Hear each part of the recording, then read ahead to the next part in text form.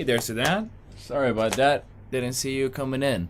Mind the hair, I'm having a bad hair day. I am Ismail Ali, aka Broda Ismail, and welcome to my spacey confession. Confusing? Yep, but whatever, bear with me. That was good enough for me, whatever we just had to break the ice, so now I could actually share personal stories with you guys. See, since I was a little kid, Sudan, my family, friends, colleagues, schoolmates, whatever, all of them used to call me by all different names. Some of it originated from my name, since sometimes in Sudan or internationally, you get born with a nickname, like Charlie, Chuck, Natalie, Nat, Ahmed, Hamoudi, Nafisa, Nuffa, whatever. And mine, was either Sum'a or Hey Kid or You Boy. But the most common name to my ears, the one that I kept hearing over and over and over from everyone around me, was Ya Halabi, which means, translated literally into Whitey. Yeah, and if you're not colorblind, you got the punchline already. And yeah, we have a saying in Arabic, in Sudanese, if two people told you that your head is missing, you better check on it. And the entire country told me that I was white, and it was a true conspiracy, and I believed it. And it was just mean because I had to travel all the way to Europe to discover that I was black there. And I went crazy on chicken, it was really nice saying for shizzle, and you don't get any blames for it. But then I come back here and I'm not black, and I figure out I'm not black, not even white.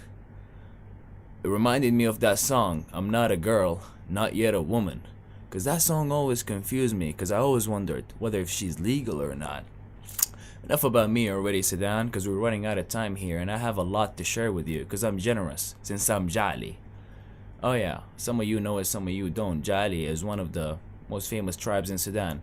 And so we could have a fair introduction to the tribal system in Sudan. Here's how it is pretty much. Each country has a couple of football teams that the majority of the country likes one, and the other part, just because they hate the first team, they go cheer the other team, and there's an eternal war between, both fans of the teams. That's more or less the situation of the tribal system in Sudan, and I'm gonna take two of the stereotypes out of our tribes, to set an example. I'll take Jaliya and Shaigiya, because they will fit the description of the couple of teams that I just told you about. Jaliya people, here's what they're known for. They are the most generous, most hot-blooded. Yeah, I know, should be warm-blooded. No, it's hot. The most hot-blooded, easily provoked, easiest to trigger. And the other one, Shaigiya.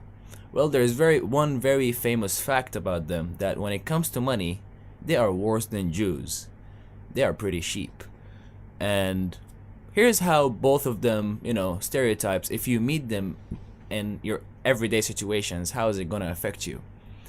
For example, let's say you got into a bus, you're heading to work, and then a Jali friend of yours, a hardcore Jali friend of yours, walks into the bus. Here's how the scenario is going to happen. Eye contact. He will recognize you. He will say hi. And then the money collector will come snapping to grab the money. And you'll reach into your pocket to get the money, and he will get furious. He'll be like, no, I'm paying. You'll be like, no, dude, it's cool. He'll be like, no, I swear to God, I said I'm paying. And he'll be like, no, it's actually cool, man. And then he will say the most famous Jali sentence, I swear to God, I will divorce my wife if I didn't pay for you. And he'll be like, what? Well, if she's fine, maybe I should pay, just to get her back to the market. But that was an extreme. And here's how a shaggy person will affect the same situation. You'll be in a bus. He will walk in. An eye contact will happen. He will recognize you and deny you till he makes sure that the money collector got his money from you, and then he might say hi. And why fighting? As you see, in the end of the day, all of us just trying to get through our day, doing our thing peacefully, and hopefully at some point we'll wake up from this nightmare and we realize that we already won. That was Ismail Ali, and peace. We'll see you soon out there, Sudan. Space is the place, I said space is the place.